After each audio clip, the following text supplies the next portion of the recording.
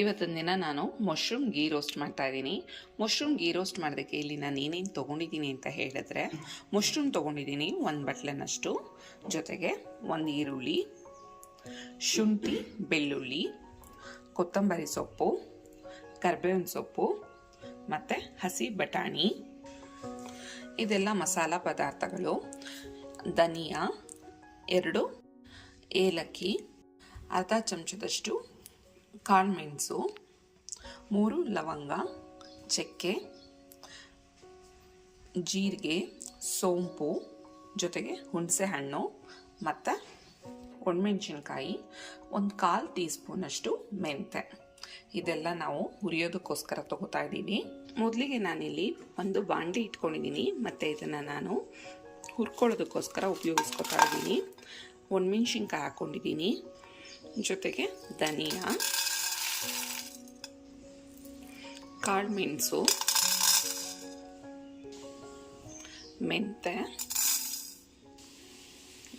ಇದು ಜೀರಿಗೆ, ಜೊತೆಗೆ ಸೋಂಪು, ಚಕ್ಕೆ, ಲವಂಗ, ಇದು ಏಲಕ್ಕಿ. ಇದಿಷ್ಟನ್ನು ನಾವು ತುಂಬ ಚೆನ್ನಾಗಿ ಹುರ್ಕೋಬೇಕಾಗತ್ತೆ. ಇಲ್ಲಿ ನಾನು ಯಾವುದೇ ರೀತಿ ಎಣ್ಣೆ ಬಳಸ್ತಾ ಇಲ್ಲ.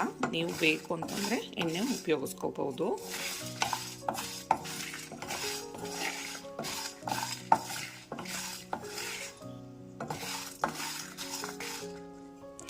ಈಗ ಇದಾಗಿದೆ, ಹಾಗಾಗಿ ಗ್ಯಾಸ್ ಆಫ್ ಮಾಡ್ಕೋತಾ ಇದ್ದೀನಿ. ಆಫ್ ಮಾಡ್ಕೊಂಡು ಇದನ್ನೆಲ್ಲ ತಣ್ಣಗಾಗೋದಕ್ಕೋಸ್ಕರ ಬಿಡ್ತಾ ಇದ್ದೀನಿ. ಇದನ್ನೆಲ್ಲ ತುಂಬ ಸಣ್ಣದಾಗಿ ನಾವು ಪೌಡ್ರ್ ಮಾಡ್ಕೋಬೇಕಾಗತ್ತೆ. ಈಗ ನಾನಿಲ್ಲಿ ಬಾಣಲಿನ ಕಾಯೋದಕ್ಕೆ ಇಟ್ಕೊಂಡಿದ್ದೀನಿ ಮತ್ತು ಇದಕ್ಕೆ ನಾನು ತುಪ್ಪ ಹಾಕೋತಾ ಇದ್ದೀನಿ. ತುಪ್ಪ ಇಲ್ಲಿ ಕಾದಿದೆ, ಹಾಗಾಗಿ ಈರುಳ್ಳಿ ಸೇರಿಸ್ಕೊತಾ ಇದ್ದೀನಿ, ಸಣ್ಣದಾಗಿ ಹಾಕಿರೋವಂಥದ್ದು, ಜೊತೆಗೆ ಕರಿಬೇವಿನ ಸೊಪ್ಪು, ಒಣಮೆಣಸಿನ್ಕಾಯಿ,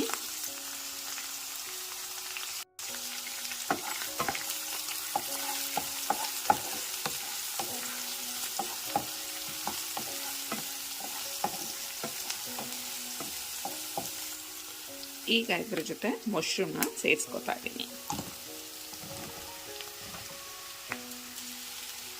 ಜೊತೆಗೆ ಬಟಾಣಿ.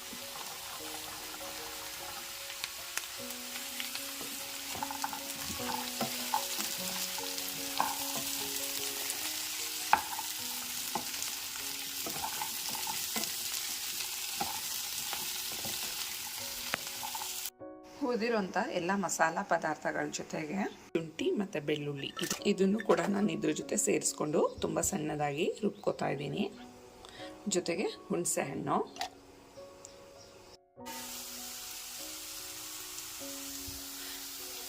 ಈಗ ಇದೆಲ್ಲ ಚೆನ್ನಾಗಿ ತುಪ್ಪದಲ್ಲಿ ಹುರ್ಕೊಂಡಿರೋದಾಗಿದೆ. ಮತ್ತು ಈಗಾಗಲೇ ನಾವು ರೆಡಿ ಮಾಡಿಕೊಂಡು ರುಬ್ಬಿಟ್ಕೊಂಡಿರೋಂಥ ಮಸಾಲಾನ ಇದ್ರ ಜೊತೆ ಸೇರಿಸ್ಕೊತಾ ಇದ್ದೀನಿ.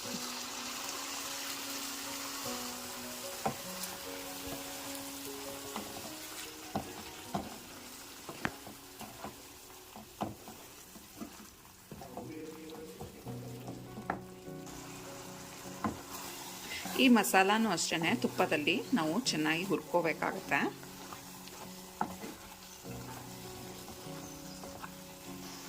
ಈಗ ಇದಕ್ಕೆ ನಾನು ಎಷ್ಟು ಬೇಕಷ್ಟು ನೀರನ್ನು ಸೇರಿಸ್ಕೊತಾ ಇದ್ದೀನಿ, ಜೊತೆಗೆ ಉಪ್ಪನ್ನು ಕೂಡ ಈಗಲೇ ಸೇರಿಸ್ಕೊತಾ ಇದ್ದೀನಿ.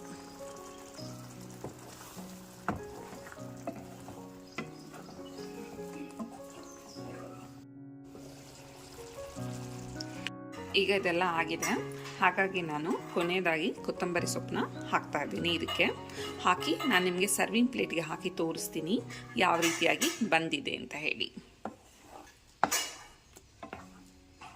ಕೊನೆಯದಾಗಿ ನಿಮಗೆ ಇದು ಈ ರೀತಿಯಾಗಿ ಬರುತ್ತೆ.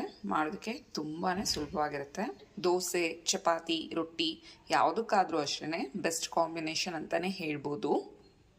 ಮತ್ತು ಯೂಶ್ವಲಿ ನಾವು ಯಾವಾಗಲೂ ಮಶ್ರೂಮ್ಗೆ ಟೊಮೊಟೊ ಮತ್ತು ಮೊಸರು ಇದನ್ನು ಮಾತ್ರ ಹಾಕ್ತಾ ಇರ್ತೀವಿ ಹುಳಿಗೋಸ್ಕರ. ಬಟ್ ನಾವಿಲ್ಲಿ ಹುಣಸೆ ಹಣ್ಣು ಯೂಸ್ ಮಾಡಿರೋದ್ರಿಂದ ಇದ್ರ ಟೇಸ್ಟೇ ಫುಲ್ ಡಿಫ್ರೆಂಟಾಗಿರುತ್ತೆ. ಜೊತೆಗೆ ನಾವಿಲ್ಲಿ ಒಣಮೆಣಸಿನ್ಕಾಯಿ ಬೇರೆ ಮಸಾಲ ಪದಾರ್ಥನೆಲ್ಲ ಹುರಿದು ಹಾಕಿರೋದ್ರಿಂದ ಅದರ ಟೇಸ್ಟು ಕೂಡ ಅಷ್ಟೇ ತುಂಬಾ ಡಿಫ್ರೆಂಟ್ ಆಗಿರುತ್ತೆ. ನೀವು ಒಂದ್ಸಲ ಮನೆಯಲ್ಲಿ ತಪ್ಪದೆ ಟ್ರೈ ಮಾಡಿ. ನಾನಿವತ್ತಿನ ದಿನ ಮಾಡಿರೋಂಥ ರೆಸಿಪಿ ನಿಮಗೆ ಇಷ್ಟ ಆಯಿತು ಅಂದರೆ ಮರೀದೆ ನನ್ನ ಚಾನಲ್ನ ಸಬ್ಸ್ಕ್ರೈಬ್ ಮಾಡಿ. Thank you.